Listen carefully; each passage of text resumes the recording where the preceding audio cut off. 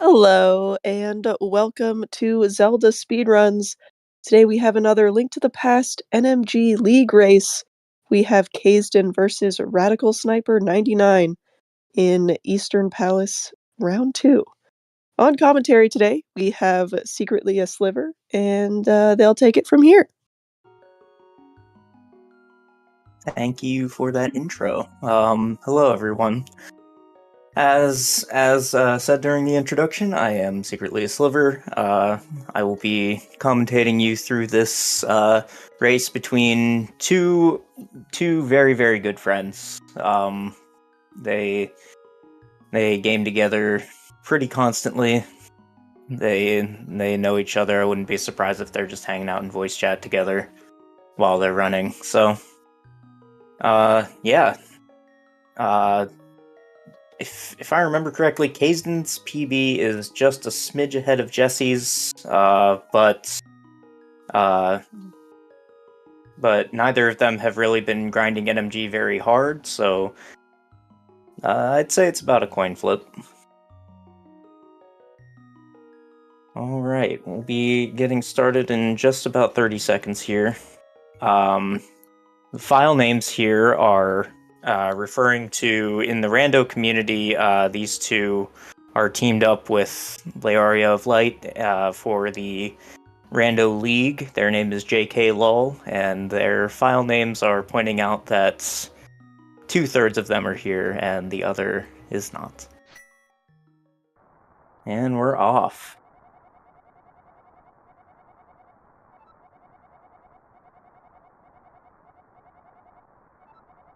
I wouldn't be surprised if Leo's lurking in maybe the same voice chat that the both of them are in.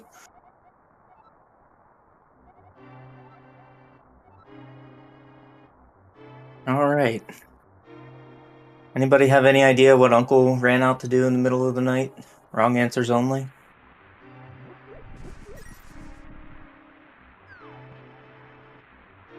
Ooh, yeah, Jesse getting a little hung up on that ledge. You can't actually jump off of ledges if you're holding a diagonal. You have to be holding a cardinal.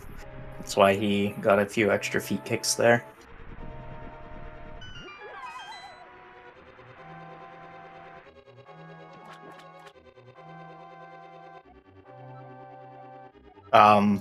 Just to clear up any confusion, if I say Jesse, I'm referring to RadicalSniper99, who, much like myself, prefers to be called by his actual first name.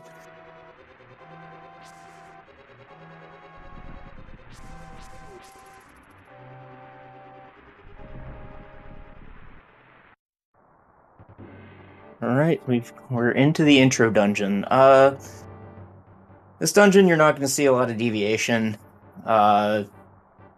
It's just kind of something we have to do. There's tiny little things that you can do to save a little bit of time, like you see on Kaesden's side, you'll see Link make some little tiny jerky motions. That's because Kaesden's doing something called pumping, which is incredibly complex to explain, but just comes down to if you mash the buttons at the right time, the elf moves faster.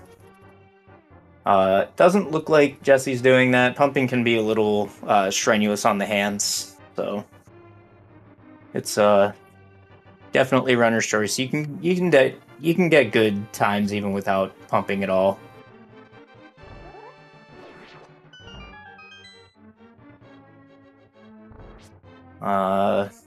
So this first blue guard, ooh, okay.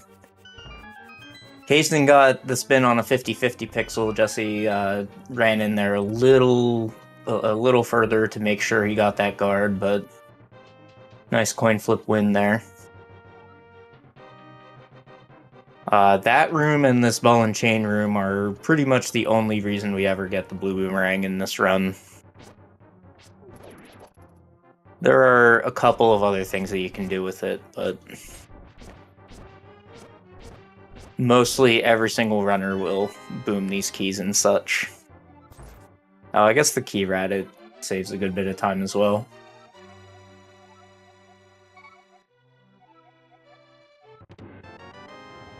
Alright. Kaesden walking out with Zelda. Both runners have Zelda in tow, so no emergency second trips back through the dungeon.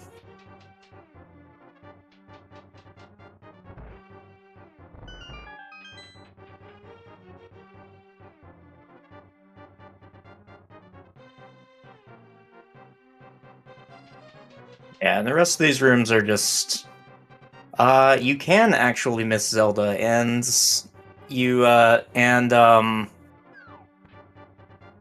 what I was referring to there is, I believe it was the previous season of NMG League, season 5 of NMG League, where Kaesden got all the way to the ornamental bookshelf in the back of Hyrule Castle before he realized that he didn't have Zelda with him. So he had to go all the way back. Oh, it was season 4. Thank you, Jesse.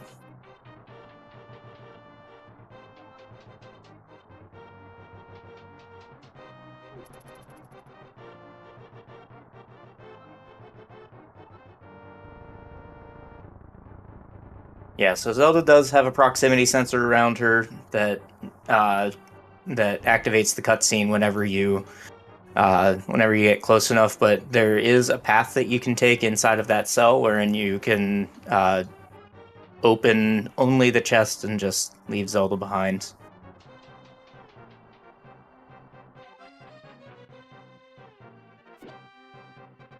I'm not sure if we exploit that in any speedrunning categories, though. I think it's just a thing.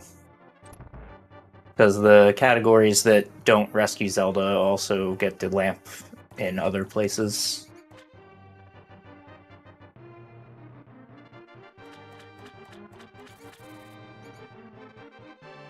Alright, back in the sewers, the important room here is that you get a good key rat, and they both did. Jesse has a blue rupee down, which means that he does not need to kill any other rupee carrying enemies to set up for the rupees that you need before pod.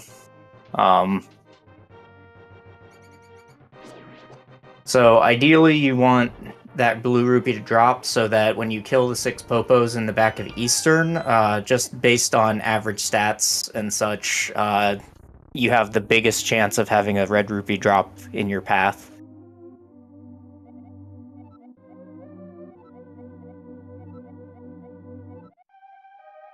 Alright, both of them around a 6-minute escape. Looked like Kaesden hit the door a little bit before Jesse did, but also had some troubles with a rat just camping the door.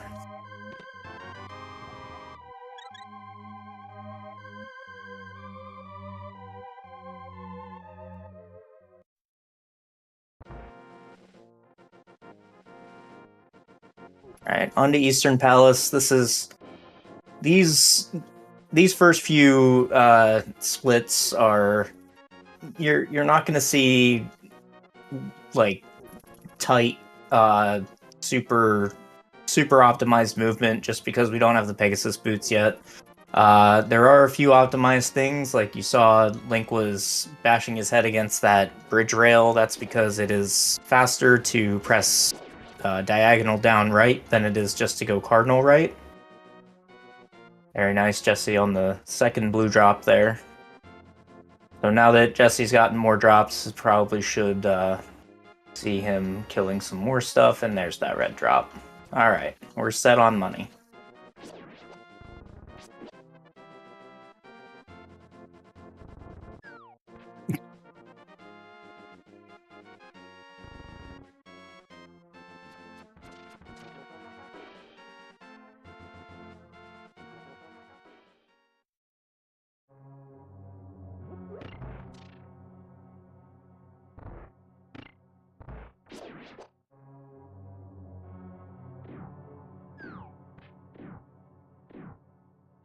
Alright, so Kaesden slashed the Popo instead of booming it like Jesse did. That is because he saw that green rupee drop, and he's trying to advance that prize pack so that he also gets a red rupee.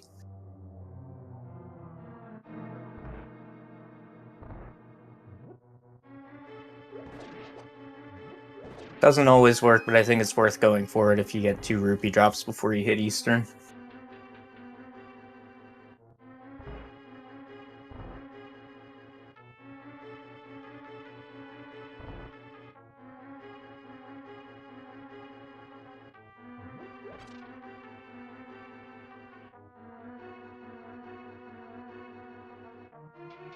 Alright, loading up on arrows here because we're gonna get the bow here and use it a lot in the back portion of Eastern Palace.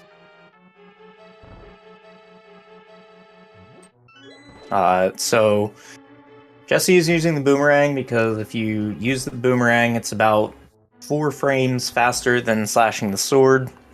But also, if you get right up close to enemies like that, there's also a chance that the boomerang won't fly back to Link. It'll just despawn as soon as it hits the enemy, and that'll save an additional 10 frames.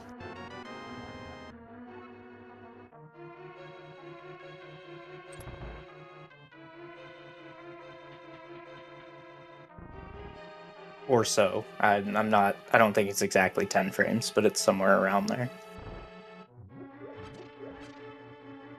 Alright, so there's a good metric how to time this big chest room. You just look at the skeletons that are about to fall down, and however many heads you get thrown, that's how good the room is, so that counts as 2 heads. That's not particularly fast. Jesse also with 2 heads.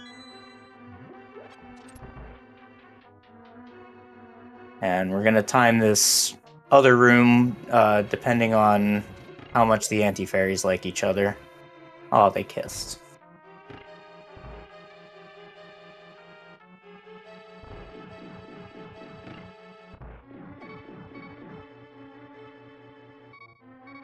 So the goal with the room with the anti-fairies, those are some cannonballs on Jesse's side. The goal with the room with the anti-fairies is to not let him kiss.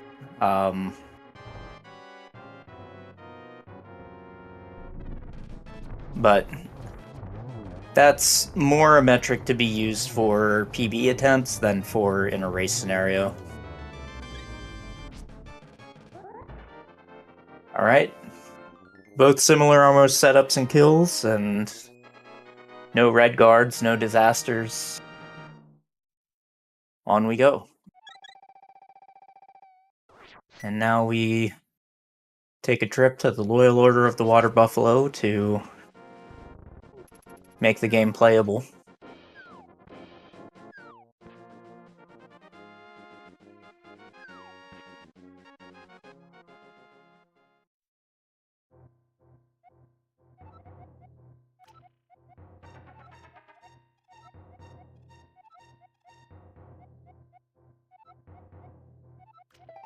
And for those of you that don't read Japanese, Sahasrara is telling Link that he is the chosen one and that the ice rod is over on Lake Hylia.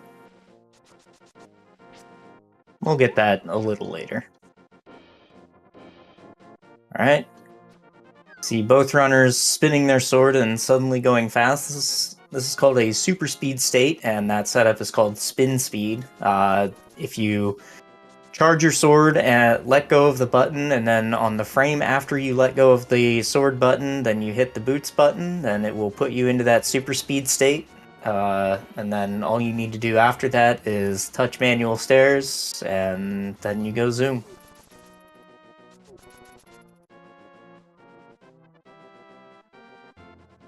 Looks like Kaesden was thinking about doing an unholy spin speed, but decided against it.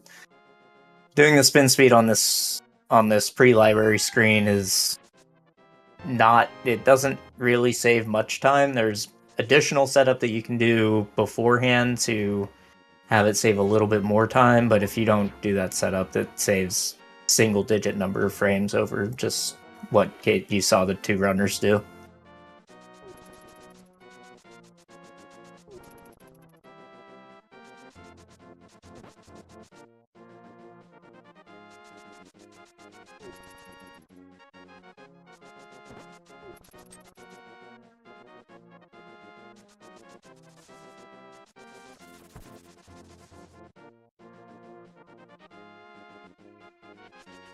Ooh, Jesse getting his feet wet there. Kaesden staying on land. So when you're dashing on land, you move 4 pixels per frame. When you are dashing in water, you move 3 pixels per frame. So obviously it's better to dash on the land. And on a long stretch like that, those pixels add up.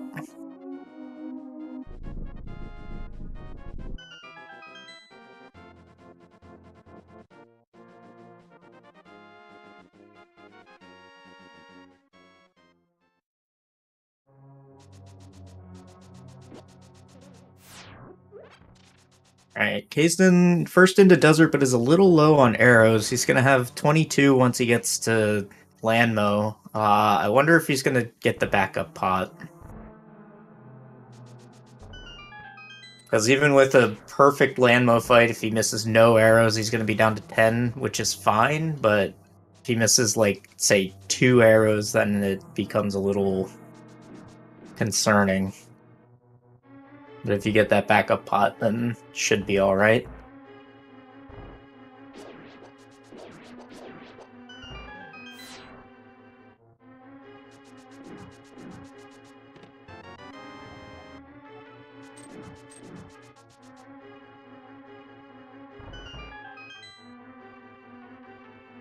Alright, no bad cannonball patterns.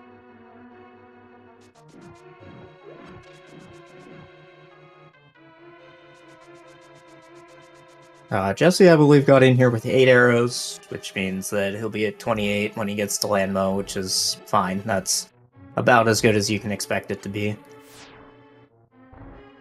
Money's good on both sides. Jesse obviously getting that red drop followed by a blue drop, so he's gonna get to skip some tree pool rupees later. Kaesden's probably just gonna have to do the old 3 and 3.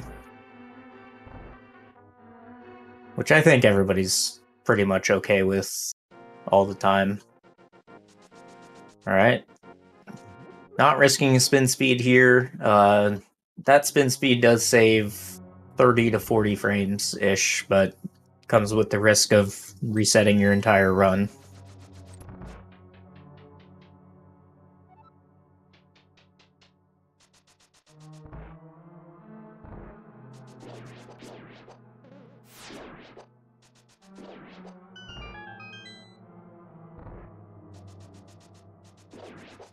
Jesse just continuing to get heaps of money.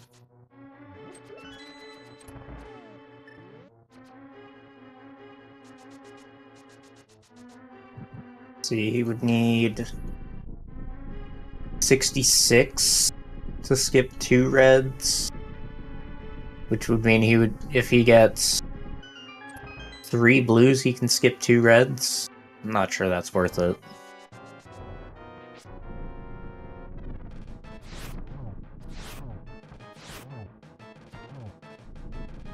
Right. Good first round for Kaesden. Unfortunately, that long cardinal right pattern knocked Jesse out of his setup.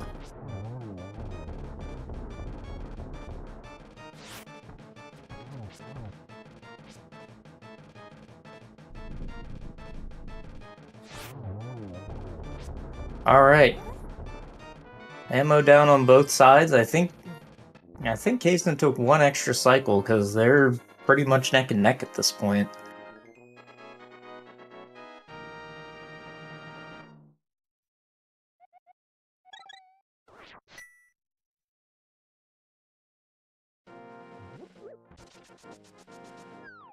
Yeah, they both split at the same second, so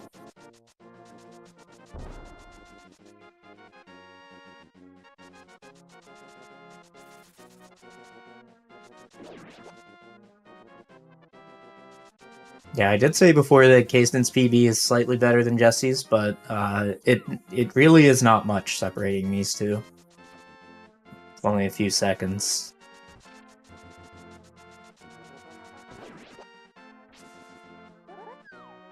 Alright. Very nice. So normally Link would not be able to swim in that water, but since they transition the screen on the same frame that they hit the water, then the game lets them swim, even though they don't have the Zora's flippers.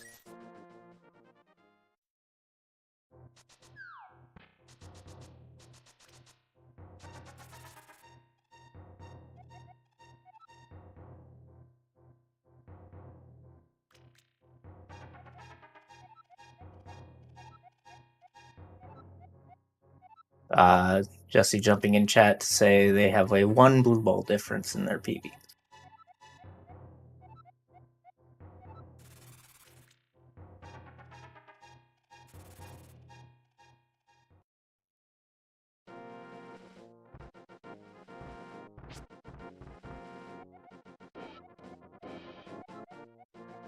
Alright, the old man's here for all of your unneeded exposition needs. He doesn't tell you everything, but there are other things around Hyrule, as Kaesden is just getting absolutely bullied by cabbages. And there are other things around Hyrule that tell you more of his story. His granddaughter is one of the maidens that you save in the crystal, and he's hiking up Death Mountain to try to find her. And he gets lost because he came up here without a lamp, which is why you should always learn your dark rooms, so you don't get stuck like the old man. Alright, Jesse's first into Hera after a very friendly mountain.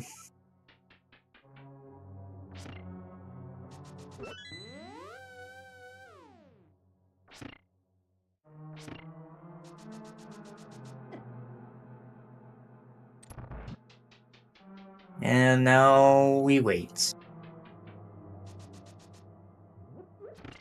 So these tiles take somewhere around 42 seconds to stop doing their thing, and there's not a whole heck of a lot you can do about it.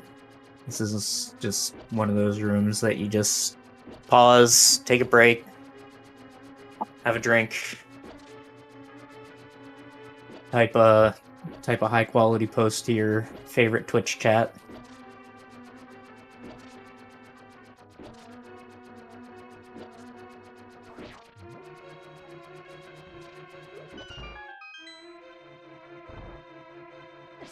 Yeah, and then, yeah, the only real thing you can do to make that room faster is to break that first tile as early as possible, which both of the runners did with a pot.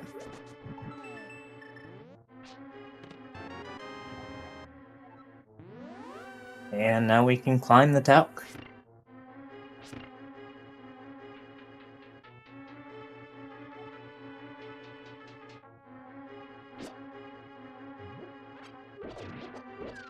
Alright, yeah, this Blue Beetle room is far from free, as we're seeing on Kaesden's side. Jesse actually did it quite well, probably close to optimally.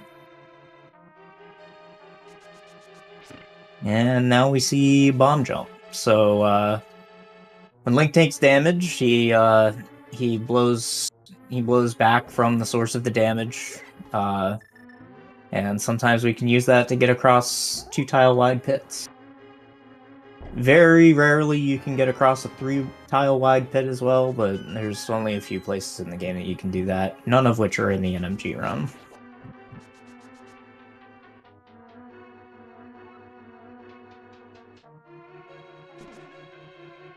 Oop.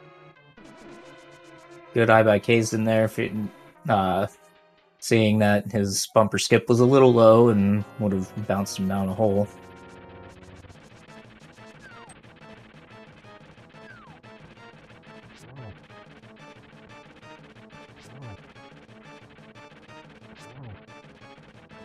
So just take the hardest split of the game. Kaesden has about an average one, and he loses time to Jesse, who had a fantastic Hera.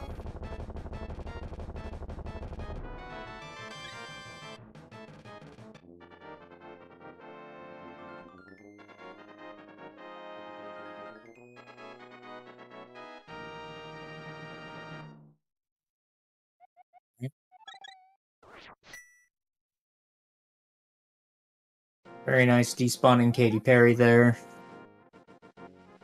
We call that dead rock up there Katy Perry because you take hits from it pretty often, and then we just say I kissed a squirrel and I liked it.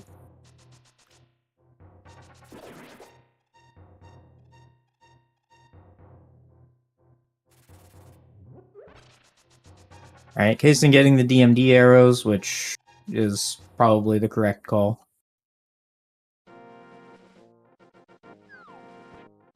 You really don't...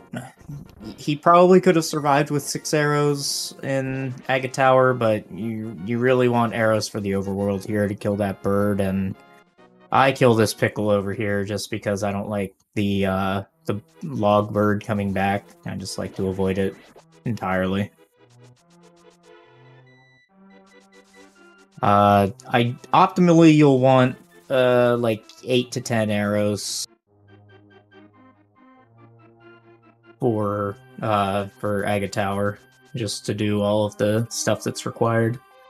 Alright, so we're about 9 seconds apart getting to the pedestal. So, close race, and we're going into RNG Fest.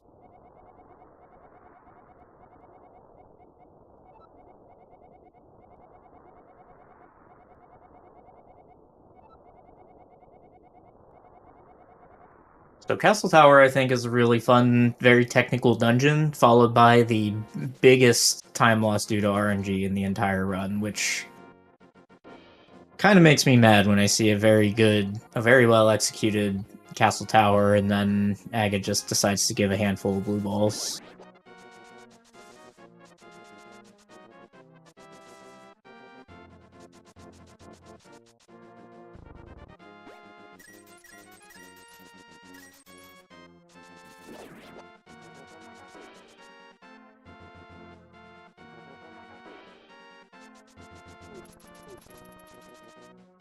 Alright, both runners good on rupees. After you warp to the Dark World, you have to pay a monkey 110 rupees to open the next dungeon.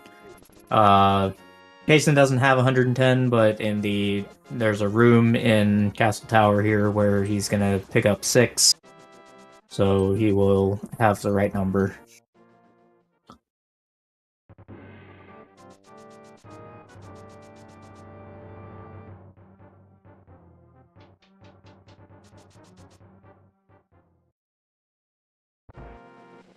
Alright, and here we go. Remember that ball and chain guard that was so hard to kill before?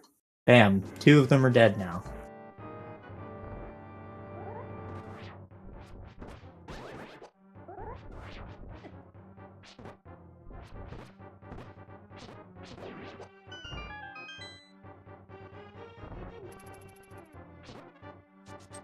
Alright, now those 2 sword guards, there's a reason that we have to dash through them to kill them. When you dash through things, they won't drop any prizes, like hearts or whatever, and we don't want those guys to drop any prizes because they're in a pack where the second drop is a fairy, and we want that fairy to drop all the way near the end of the run in Turtle Rock. So just a small little bit of prize pack manipulation there. Very nice key dash by Jesse there. See if Kaesden gets the same key dash. Alright, he was a little too far to the left, but he was lined up on the bottom. So usually when you dash toward a key door, you'll bonk off of it because you're going too fast. But if you are aligned with what we call the grid, which is at the edge of one tile and another tile, then you can unlock the door while still dashing, and it's much faster than having to cancel first. Alright, get your blue ball guesses in chat. I'm gonna say there's gonna be a total of 7 between the 2.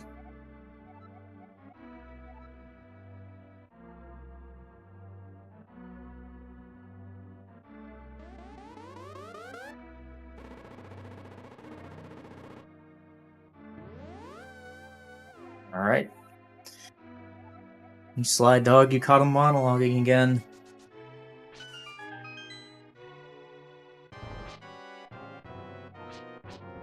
Alright.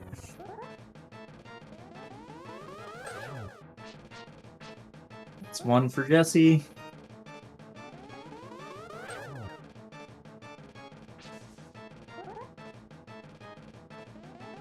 Jesse 1 for 3 on that first cycle. Kaesden 0 for 3. Oh, okay. He wasn't exactly where yeah, 0 for 3. Wow.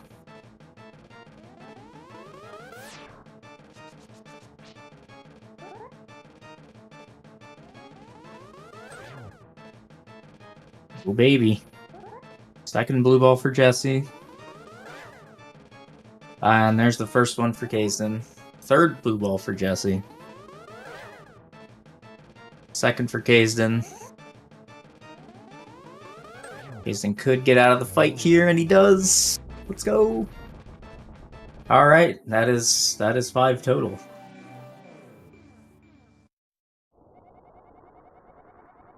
Wow. That's a very nice guess, my ideal.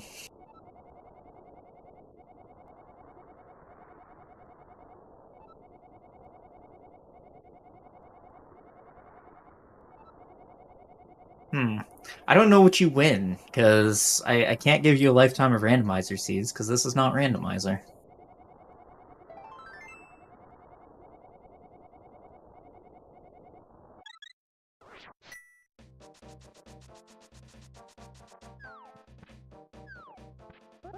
Alright, well, by the powers of RNG, Kaesden is the first onto the pyramid, so yet another lead change.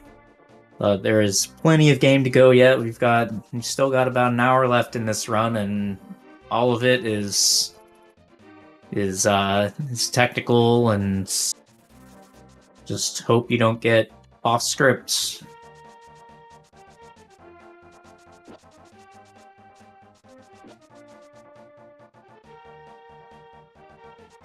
Going into Palace of Darkness here, this is that greedy monkey I was telling you about. So we pay the monkey, but more importantly here, we're gonna see Kaesden pause right before going. Maybe not pause. Okay, well, they definitely turned around because the monkey has to walk up to the point where he can jump onto the thing.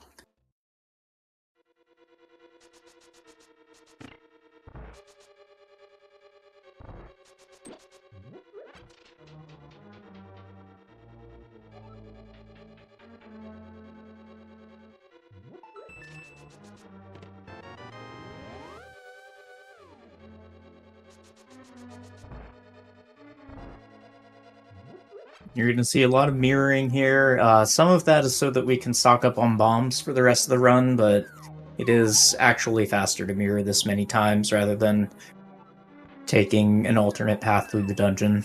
That's just how Palace of Darkness is. You just have to backtrack a lot.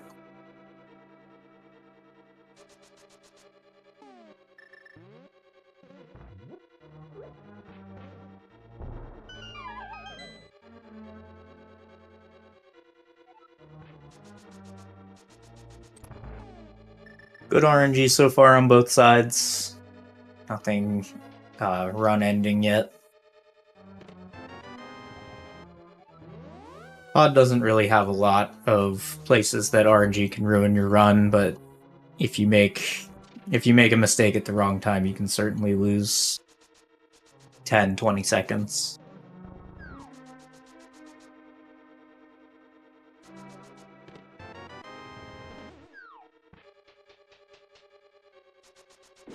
Alright, and we're coming up to the only pit-assisted rail clip that 99% of people that run this game do.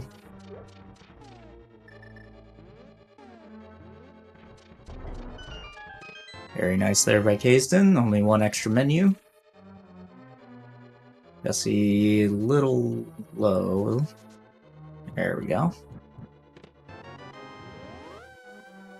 Think he has enough time to get over? Yeah, there we go.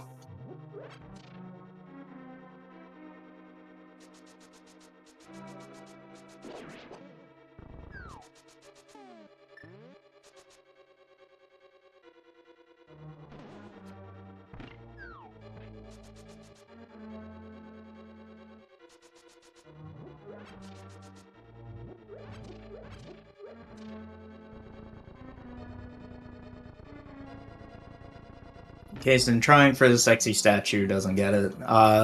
Sexy statue means that there's a button combination that you can press so that Link just drags around the bottom of the statue instead of having to walk down there.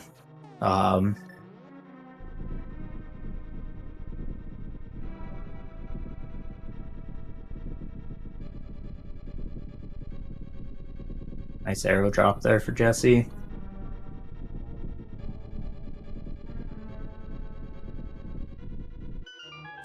Right, and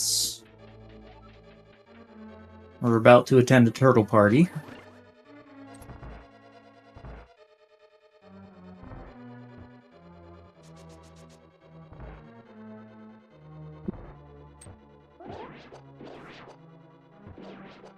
Right, very nice. That's exactly how that room is supposed to go.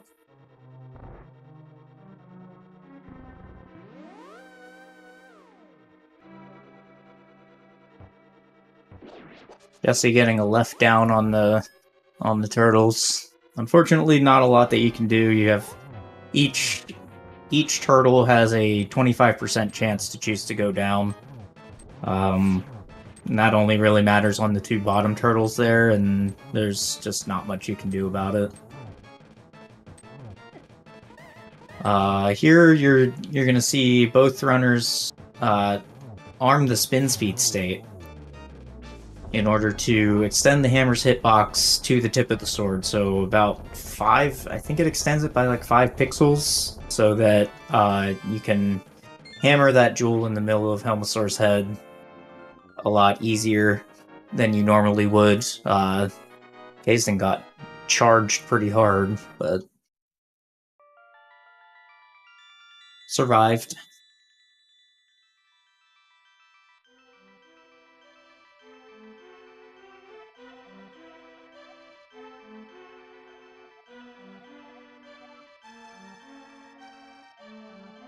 And this is where we mash through all of this exposition dumping.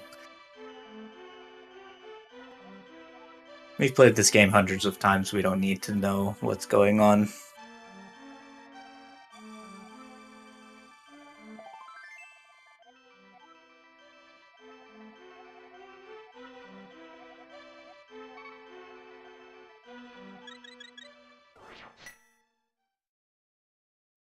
So the game will tell you that the second dungeon is going to be Swamp Palace. The game is wrong. That's not how we're gonna do things, and doesn't even take any glitches to get around that. We can just use this handy dandy hammer that we got and go through some pegs and go and find a shovel, which will lead us to a flute. A GDO, I mean, if you guys want to do GDO, I wouldn't recommend doing it on... you guys have also used super speed a couple times in this run, so I think it's not submittable for GDO. So GDO is a category extension that stands for Glitchless Dungeon Order. That means you must complete the game totally glitchless and do all of the dungeons in order, according to what the game says you're supposed to do them. Alright, I'm talking to old Stumpy, gonna try to set up, I think Kaesden overshot by about 2... Oh, no, I guess not.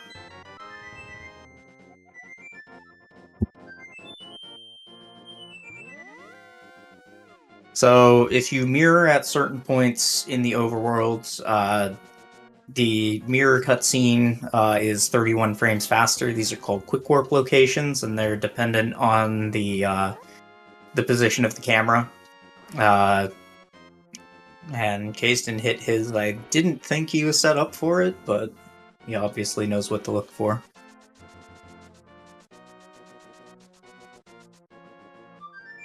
And now for our national anthem.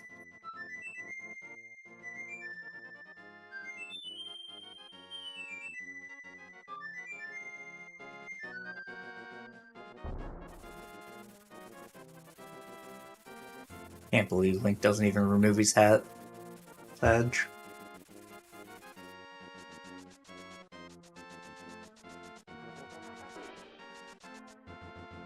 Alright, onwards to Thieves Town. Thieves Town is also a fairly technical dungeon. Just there's some enemy RNG that can factor into it, but you're usually not gonna lose a run to Thieves Town RNG. You're gonna lose it to messing up a trick in the wrong place.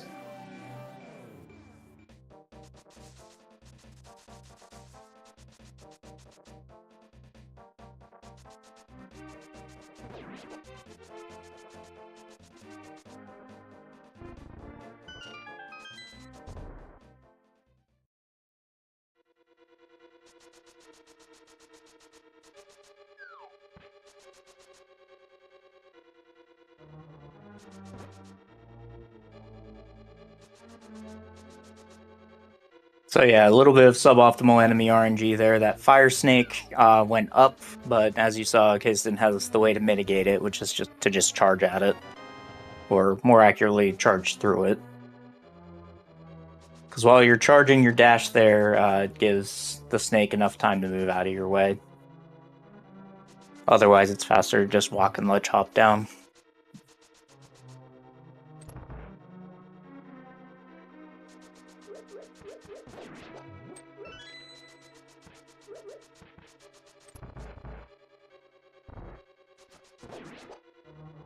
Alright, let's see. Let's see if Kaesden can pull off the just hit the pixel maneuver. Oh, I think he got it. Alright, second first try. Better than not getting it. Alright, Jesse's attempt coming up here. Unfortunately, didn't have the RNG for it anyway.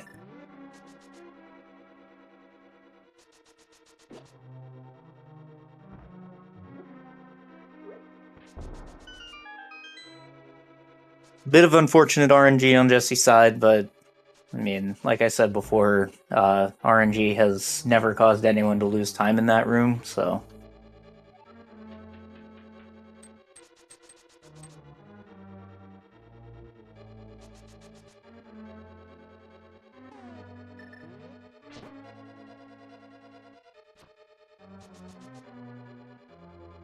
Alright, good menu by Kaesden there to see where the Zazak was going and just looked like he pressed the wrong button.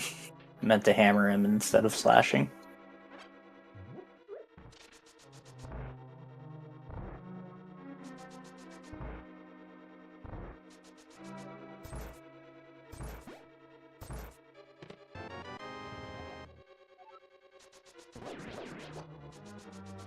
Alright, time to upgrade our gloves.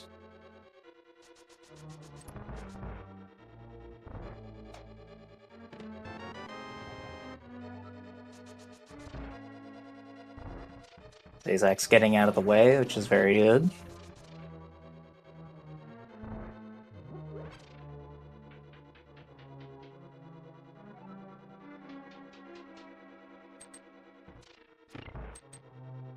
Yeah, it's a close one so far, but we're approaching Ice Palace here in about 8 to 10 minutes, and Ice Palace is where a lot of huge divergences can happen due to unfortunate circumstances. So let's just hope it stays close through the iffy parts of the run. Oh, I forgot to make up a lie about these guys. Yeah, I got nothing.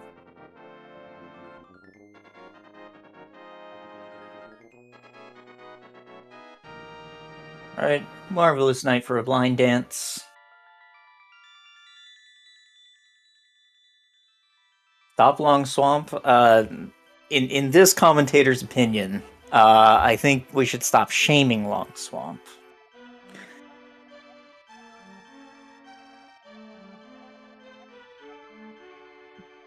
I think people could benefit by making their swamps longer.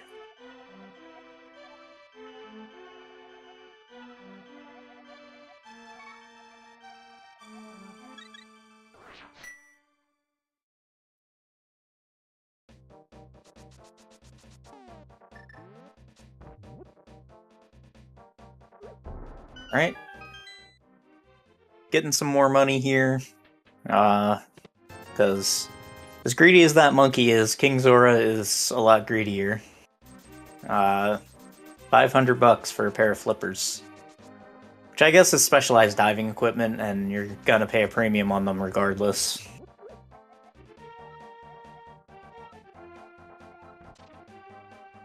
Alright. Grabbing our buddy Jeremiah.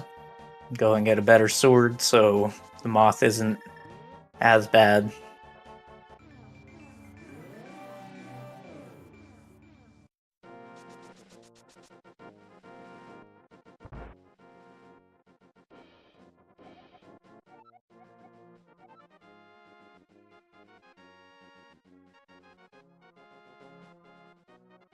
Unfortunately, Jeremiah soft-locked his game and had to wait for an elf to come rescue him. Hate when that happens.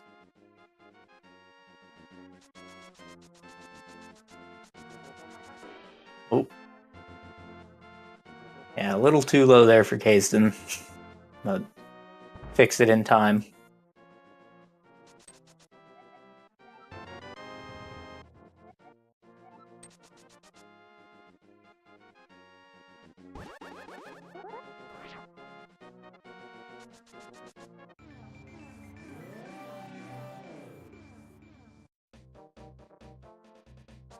Alright, let's see a fence dash. Oh, hell yeah.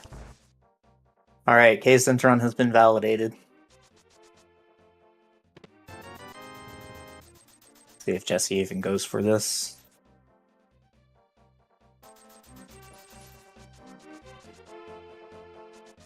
Yeah, I wasn't anticipating it.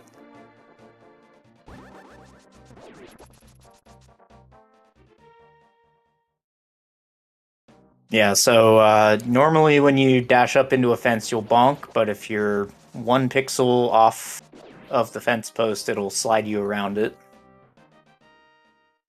But it's really hard to get a tight 1 pixel movement, so Jesse didn't even bother.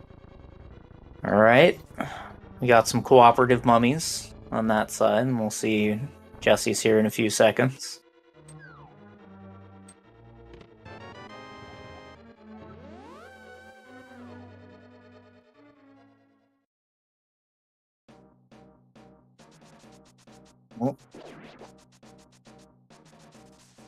Almost cooperative mummies. It always feels bad when you have to drag that statue backwards, because your movement speed, I believe, gets cut fully in half when you're pulling a statue versus pushing it.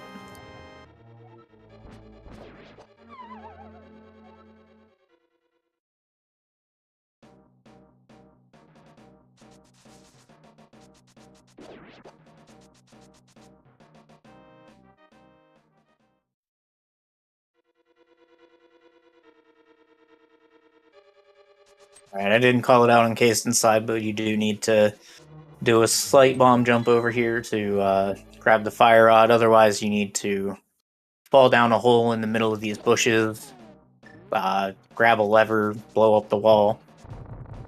And that's slow. Damage boosting is faster. Well, yeah, that fire snake's a jerk sometimes. There's not a whole lot you can do about it. Alright. Very nice mummy hallway by Kaesden.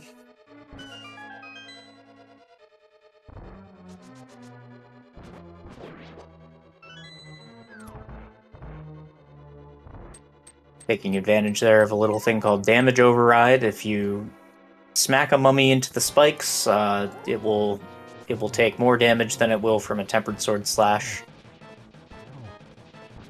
Moth, on the other hand, does not take damage from spikes, and she is being a jerk. Okay. Well, we got there.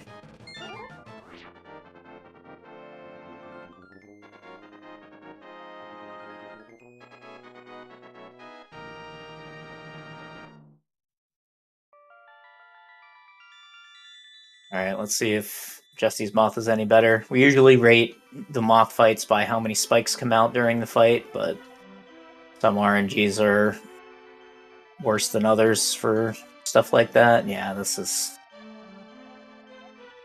unfortunate on both sides. Uh-oh, okay, we're good. Yeah, Jesse decided to grab a few extra hearts in the pre-Mummy Hellway room, which ended up saving his run, because he would have died otherwise. Alright, onto the Ice Palace split, which is another one where you can lose a hell of a lot of time if you're not careful.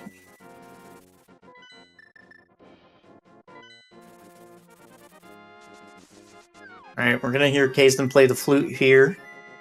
That is to reset Link's height value to 0. When Link's height value is at 0, the Fire Rod has an expanded hitbox due to splash damage, and we're going to use that in the first room in Ice Palace.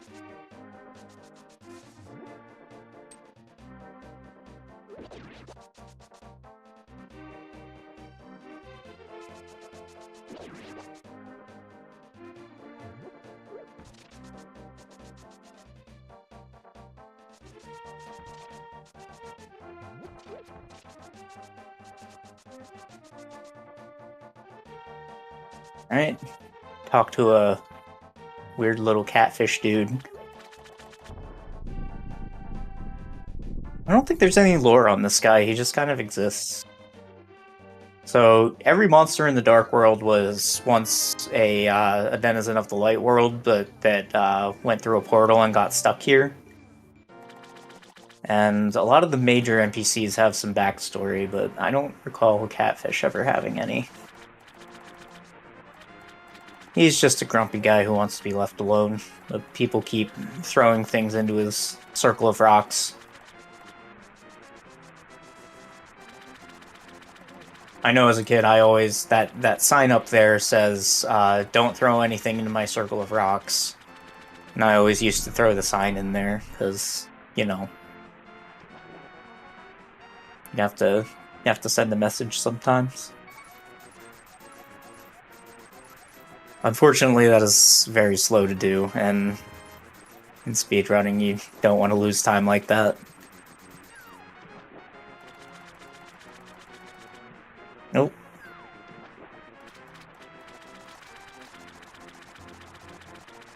Yeah, so this screen is... This Zora screen is very difficult to navigate in some places, because if you get on the edge, sometimes you'll just auto jump off, and you'll lose a second because of the cutscene of Link jumping into the water.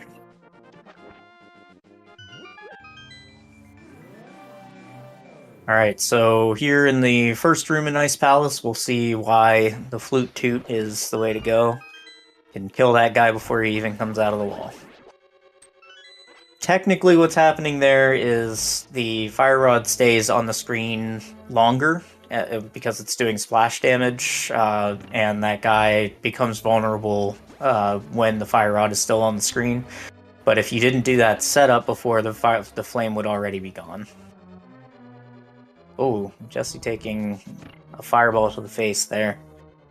That's not ideal. You really want to have sword beams for this dungeon coming in, because of those berries. Those berries can spark at any time, and you don't really have time to switch items to something that can damage them during spark phase. So you really want those sword beams to be able to do that for you.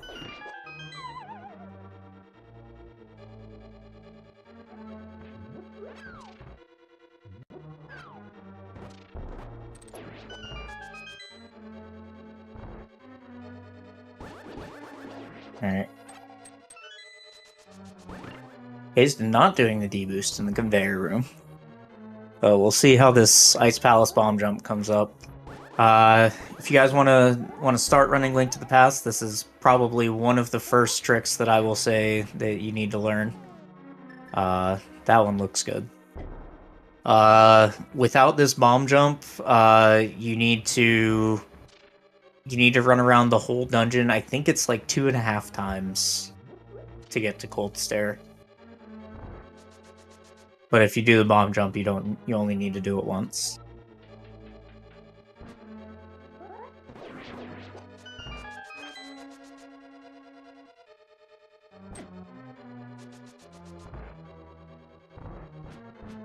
Alright, small time save there, but if you just let that spike hit you while you're slashing the sword, then it will phase through you faster. And it will let you go through it while you're in iframes versus just waiting. I think it's 5 seconds for that thing to charge at you and reset.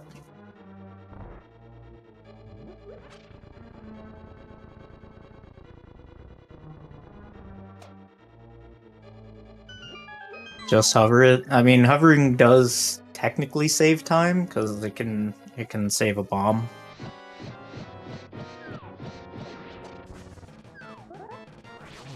And if you're lucky enough to be able to hover it, I do recommend doing that. Okay, Kaesden missed his second spin, but Puff Party doesn't look too bad. So ideally what you want is for that poke dash there to trap all of the puffs in the corner, and then you can just kill them all at once, but sometimes it doesn't go exactly as planned.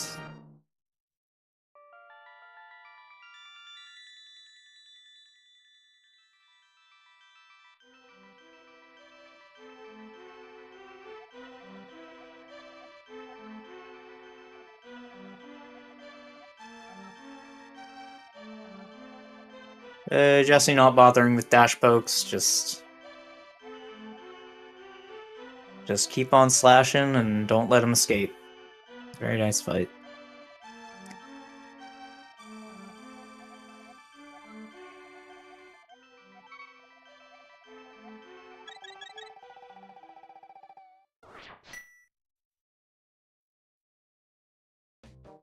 Alright, that's probably the split that I see most people either lose a bunch of time or just straight up die on, so they're not out of danger, but I would say we're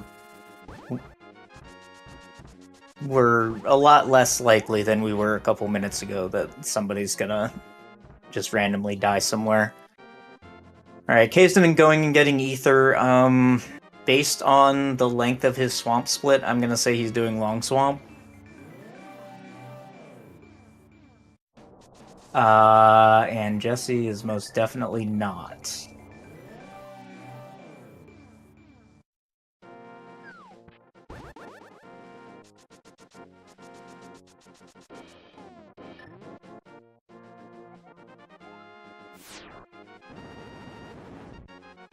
So, the options for shopping here, you can get Ether now. The reason you get Ether now is because this is Death Mountain, it's unpredictable. So you just go and you take the couple second time loss. The optimal time to visit Death Mountain is when you have the hook shot. And then you can use hook speed to climb up the ladders a little faster. But if you take... I don't really like doing that between Swamp and Mire, because if you take damage like Jesse did here, then you won't have Sword Beams for Misery Mire. And you really want Sword Beams for Mire too.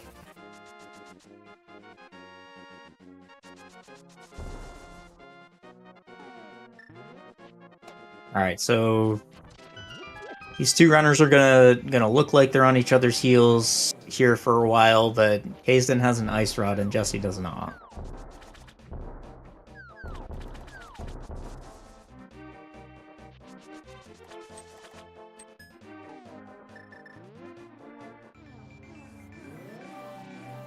Alright. Quick warp looks good on Kaesden's side, and it doesn't even look like Jesse went for it.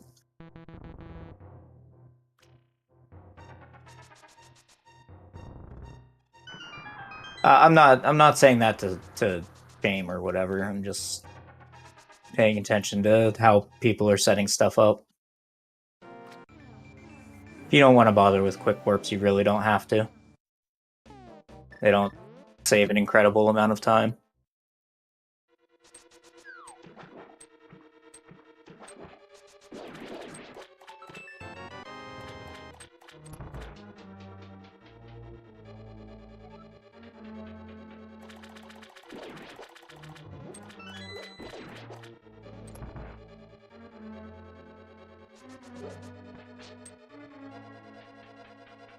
Alright, Jesse loading up on an extra bomb in the first room in Swamp. I actually like doing that versus getting the one in the back. Because, I mean, 19 and 16 arrows, you're not going to be wanting to be getting arrows from the back at this point.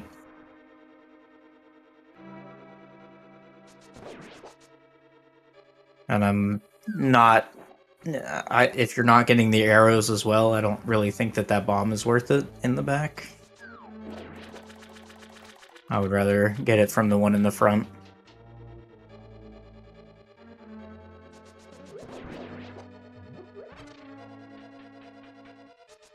Which, technically, Kaesden doesn't need a bomb until he gets into GT.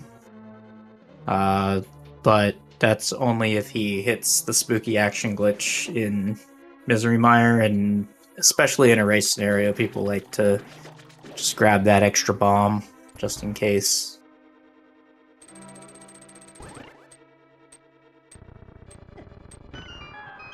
Oh.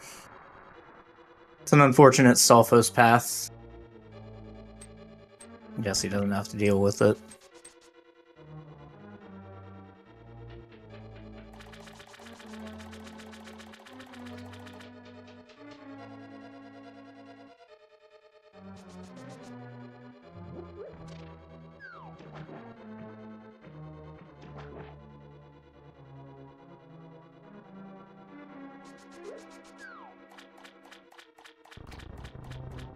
So, Swamp is probably about evenly balanced between technical ability and RNG.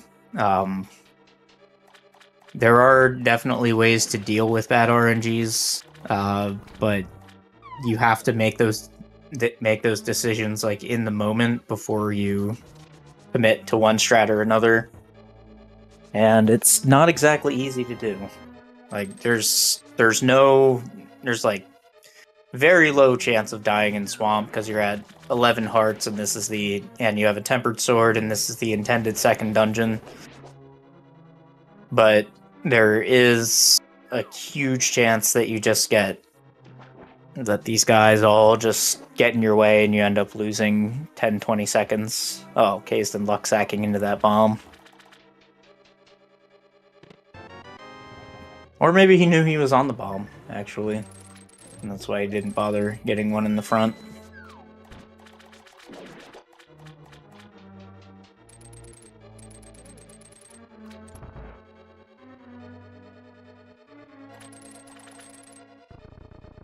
Alright, you do a hook dash to this statue because, it lets the pickup action hit the pot faster, rather than using the action button to grab the statue. It prioritizes the pot, which is what you want. So that's why you hook dash over there, and that's why Link was walking a little weird for a little bit.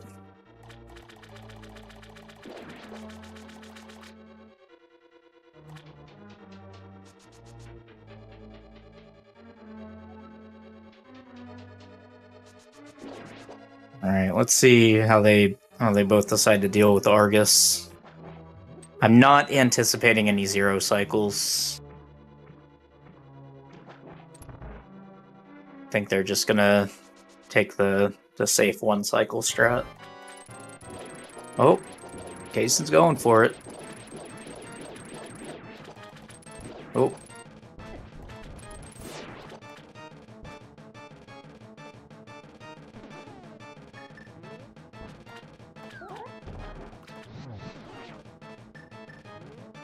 Whoops. Uh-oh.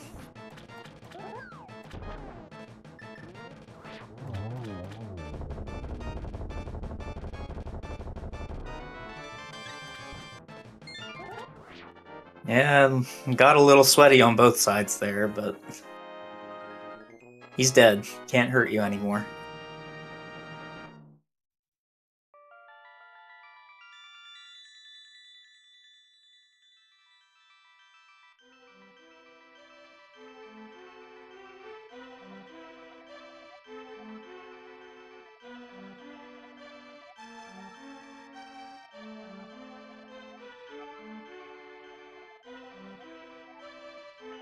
Alright, this is the longest maiden cutscene of the entire run. Beats out Zelda by a couple seconds.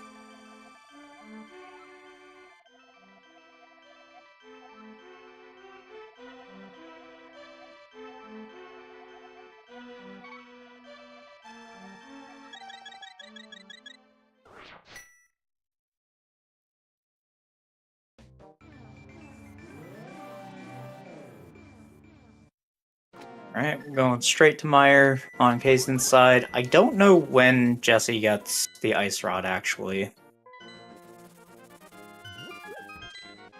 Looks like he's just going straight to Meyer, okay.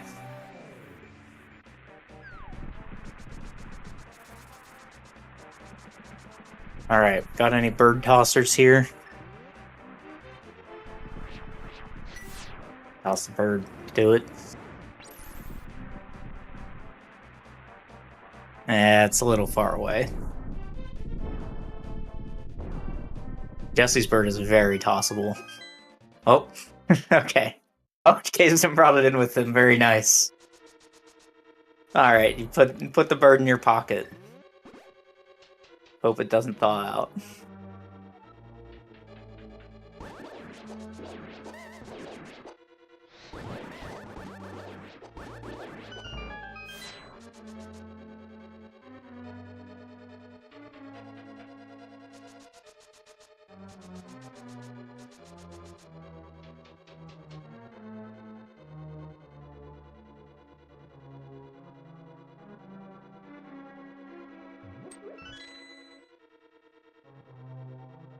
Alright, so Meyer's a little more dangerous than Swamp. Stuff does a lot of damage, especially Wizrobes and Slugs.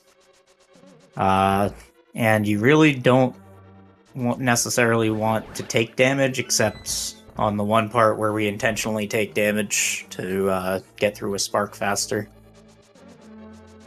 Because you want all that health for Vitreous. Ooh, slug to the face for Kaesden. That's not great.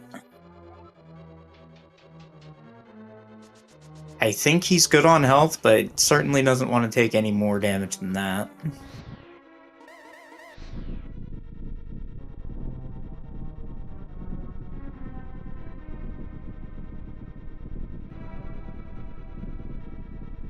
Now we get another 17-second cutscene.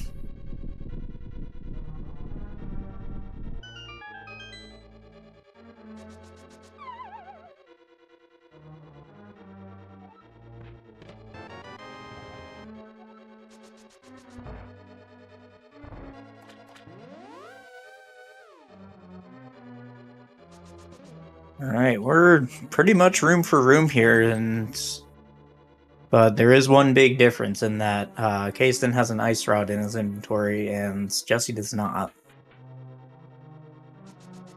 Alright, okay.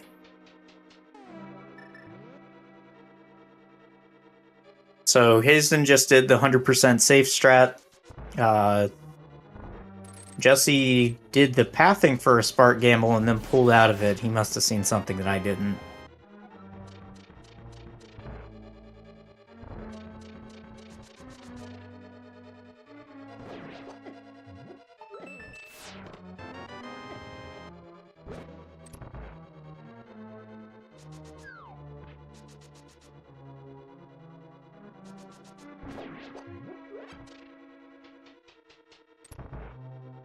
Man, these guys must have something against Wizrobes.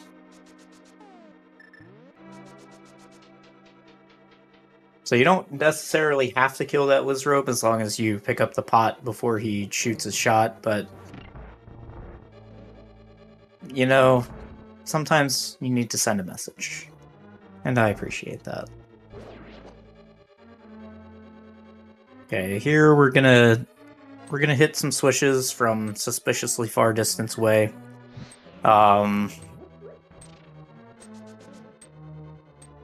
How do we hit these switches? Magic. Oh, maybe. There we go.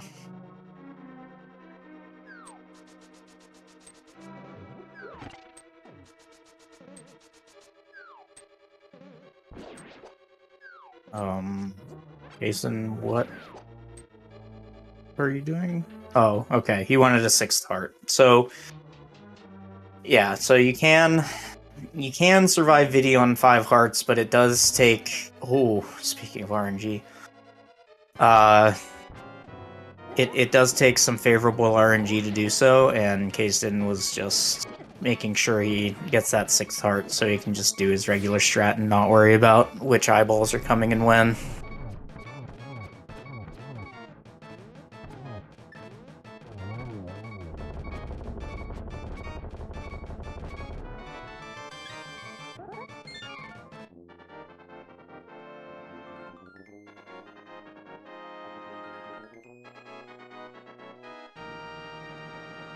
Yeah, so I think Jesse was on the exact correct pixel that you needed to be on. I don't think he could have been 1 pixel higher. Still could have survived the lightning, though. Lightning only does 2 hearts.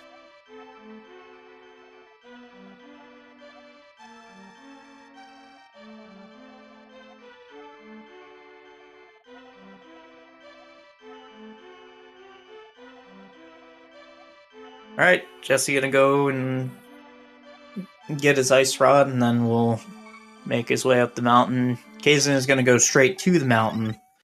And we'll see if he still has trouble like he did before.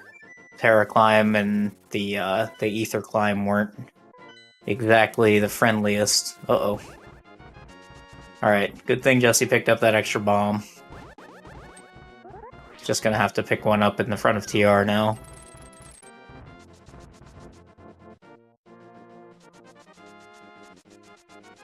Because you do need one, because there's a bombable floor in GT, and there is a bomb in that room, but you need that bomb later. For another bombable wall.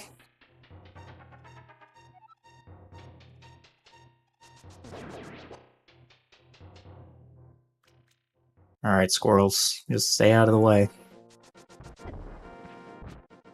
Oh, unfortunate. So, yeah, what you're supposed to do there is exactly what Kaesden did. You run until you despawn the dead rock off the screen, and then just run back, but that's still a loss of somewhere in the neighborhood of 5 seconds. But it's 8 seconds to wait out the dead rock, so...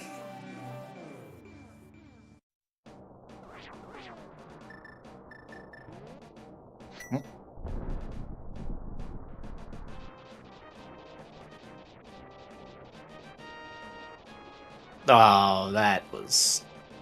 okay, game. Jesse also down 4 hearts here, which is not what I'd call ideal.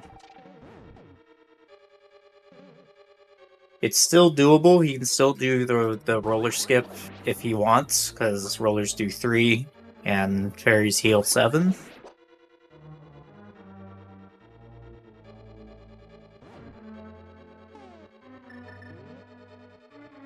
But I haven't seen Jesse going for, like, PB strats. He's just been doing, like, safe race strats the whole time, so I don't anticipate him trying to skip a roller here.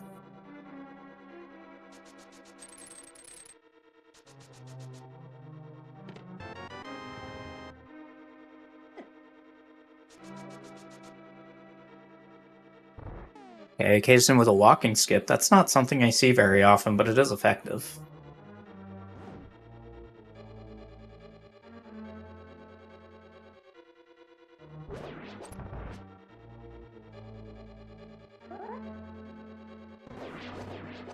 It's only a handful of frames slower than the dashing skip, so might as well. Oh. See if Jesse takes a roller to the face here. Doesn't look like it.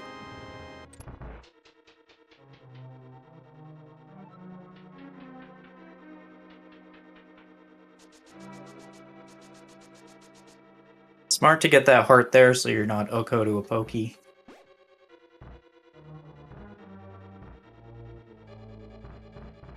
Kaesden a little low on magic here. Does have enough to make it through the rest of the dungeon, but I think he has about 6 cane swings there, and you need to use 4, so there's not very many extra cane swings. Chomp's being jerks as usual on Jesse's side.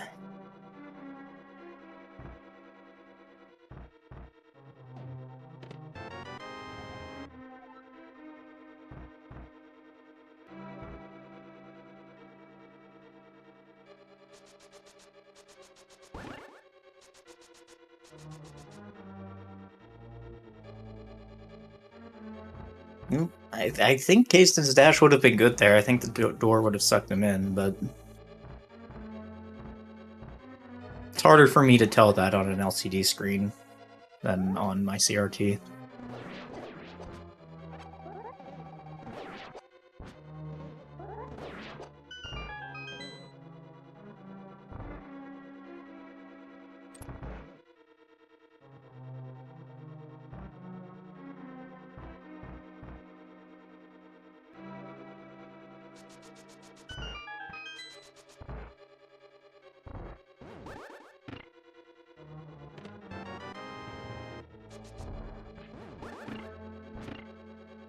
Right?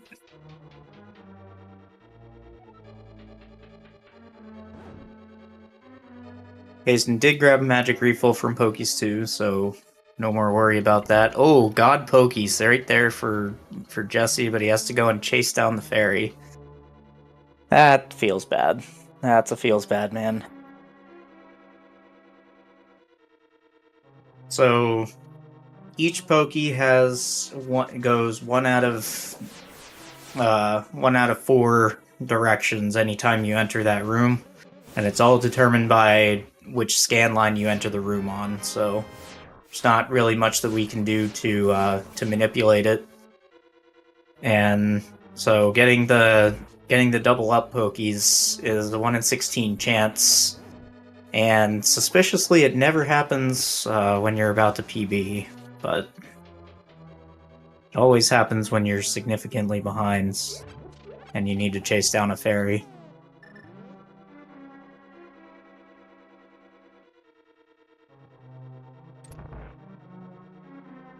Alright, on to try next for Kaesden.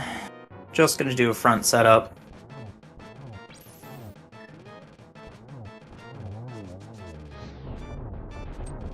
Laser to the face there for Jesse.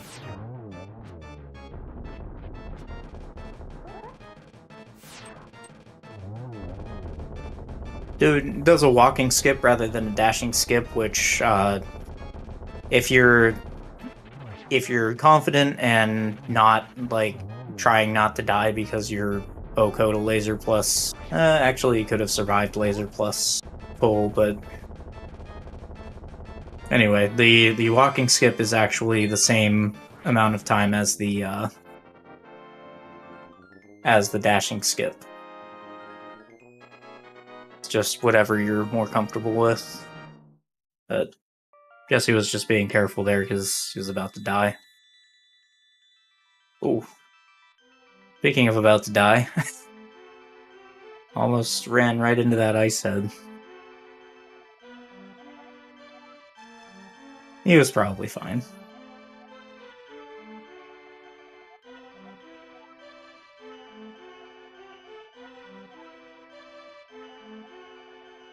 Very nice quick turnaround there.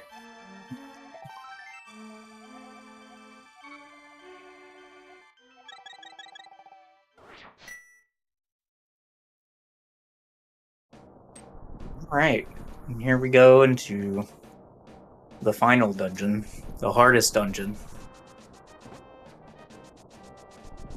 GT is incredibly technical, and basically any mistake that you can make costs at least 1 second. And everybody makes a lot of mistakes here. Even getting bad RNG and taking a hit that you weren't supposed to. Normally it would cost like just the time to recover from the knockback and your iframes, but if everything doesn't just stay strictly on script in GT, it just creates a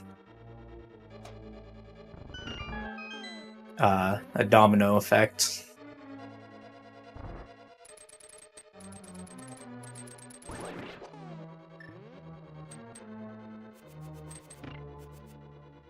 Alright, good use of that boomerang.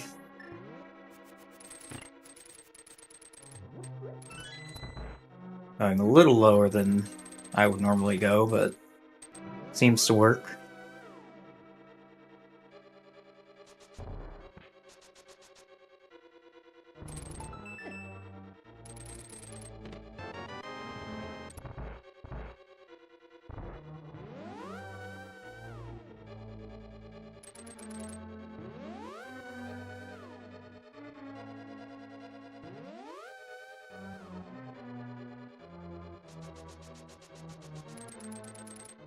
We've got about a 45-second difference when they entered the tower. That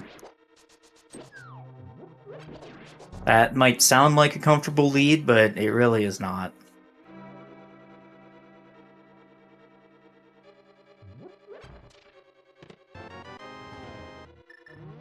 Ganon can be incredibly lethal, especially if you're ahead in a race.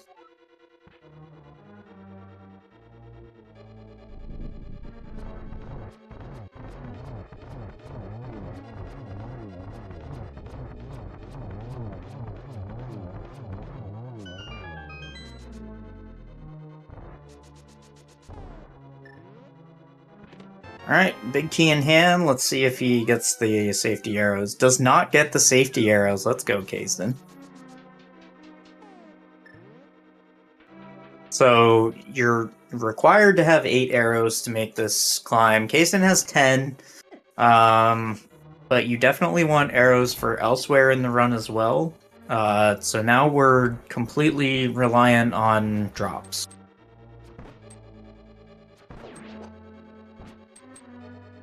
And of course, he's on the heart.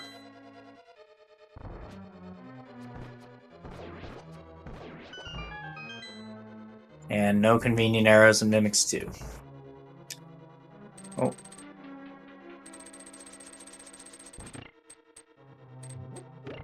Jesse with the red Armosnite. I don't think that should affect anything, bats-wise. I think it messes up your bats when the Arbos are in a circle and they shrink down before expanding. I don't think the Knight going red should affect anything. Alright, Kaesden on the gauntlet here. And this is where you'll see a lot of time loss, because this is not only RNG dependent, but any slight deviation to the strat that you decide to take. Wow, that's an adventure that Jesse just had mimics too.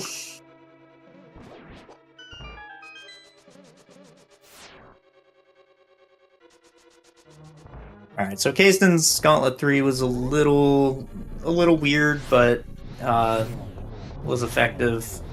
Didn't look like he had any problems in G4 or G5.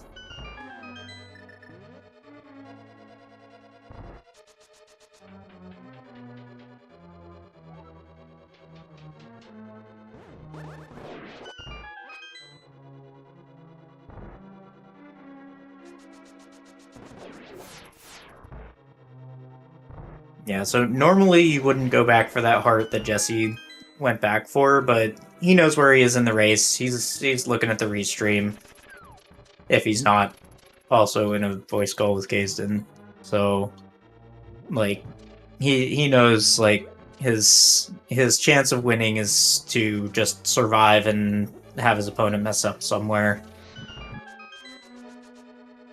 Because you're not going to naturally make up 45 seconds like this. It's somebody has to die.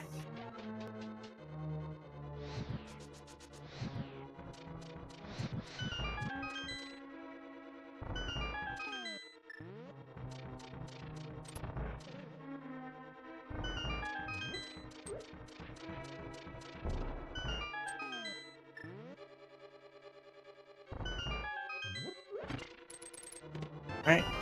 Kaesden all the way to pre-Moldorm here.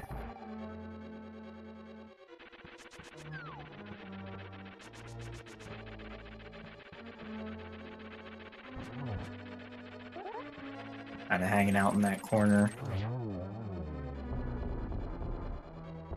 Very good use of the hook shot there. As long as Moldorm isn't in the rage phase, then you can just shoot your hook shot while the head is coming toward you, and after on the next frame that Link gets to act is the perfect time to release a spin. Ooh, Jesse, that was... Oh. Yep. That's a little sweaty.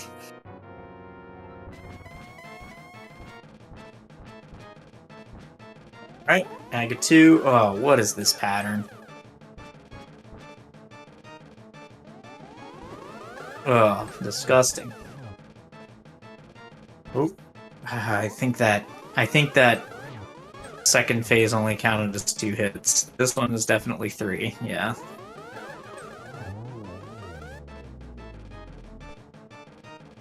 Alright, so a 4 cycle, but not Kaesden's fault. He should have had a 0-3-3 and got robbed.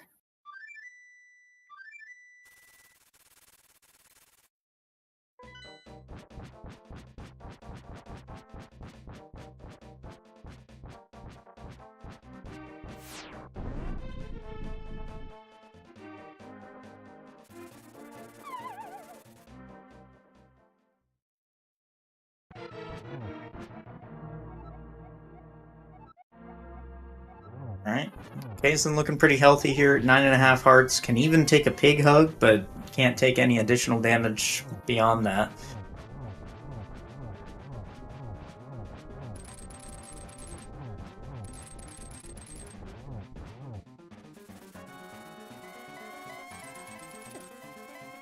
It looks like Jesse is also going to get a 4 cycle Aga 2 here.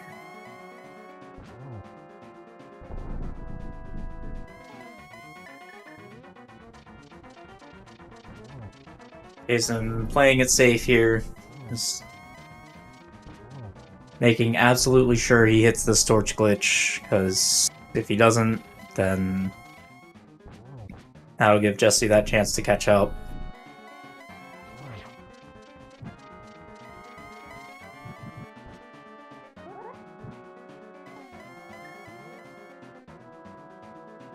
Alright, now we just go for nice slow safe triples.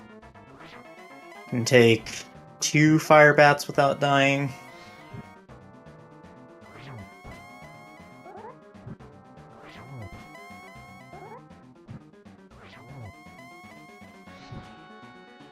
Unless he falls down the hole, then that's not great.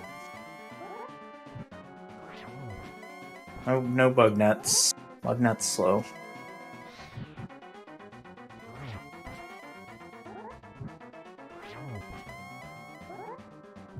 Bugnet is locked behind a bottle in this game, so unfortunately there is, Alright, that's an exploding pig. And... Kaesden does not walk off the ledge. Get your GGs in chat, as Kaesden will be the first to cross the bridge.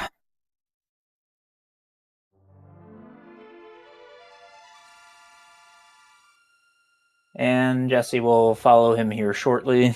Just setting up his torch glitch.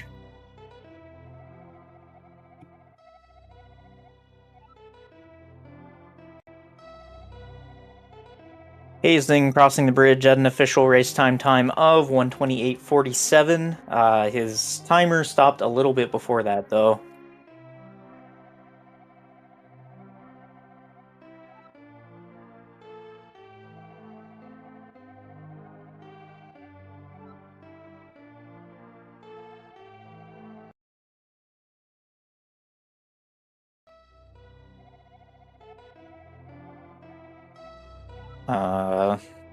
Oh wow, that's only 25 seconds away from his PB. Jesse's sword is in the air. Get your GGs in chat.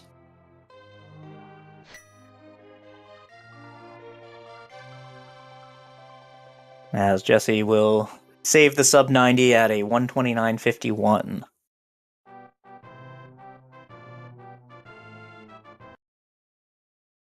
Alright, looks like we're getting some interviews. Alright, we got Kaesden here with us. GG. Hello, GG. So, how did you feel about that one overall?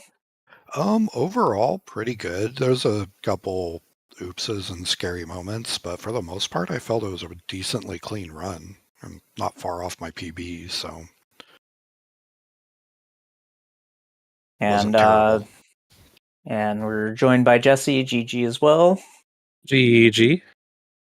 And Jesse. just GG, some Case. quick thoughts from you. How did you feel overall about that run?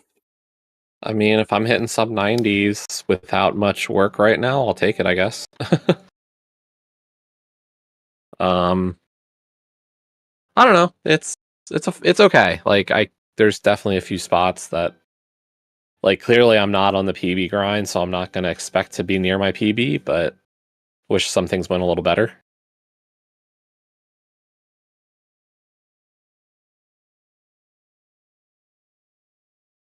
All right. Well, I know you guys. At least I remembered to rescue Zelda.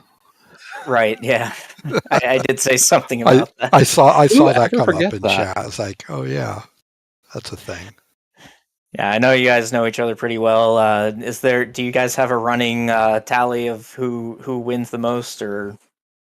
Not a tally. We're pretty. I'd say we're pretty close to 50-50, with a lot of those being whose run dies. Yeah. Like whether it's somebody falls to Moldorm, dies to Cold Stare or Moth or whatever, or Vidi, but, or like usually between the two of us, one of us can finish a run. Say we're both somewhat consistent at getting sub 90s. I'm getting my consistency back as I've been playing more for League, but Rando does not keep you in NMG shape. They're very different games. All right.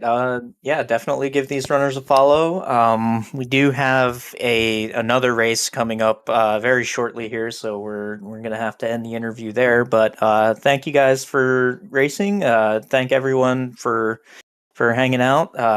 If I didn't say it before, give these two runners a follow. They are both very fun to watch. And baseball, you want to take us out? Yes. Thank you so much for keeping that interview short.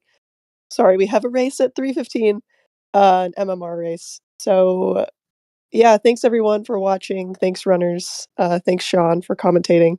And we are going to cut stream, and we'll be back very shortly with some MMR. So, see you in a couple minutes. Bye.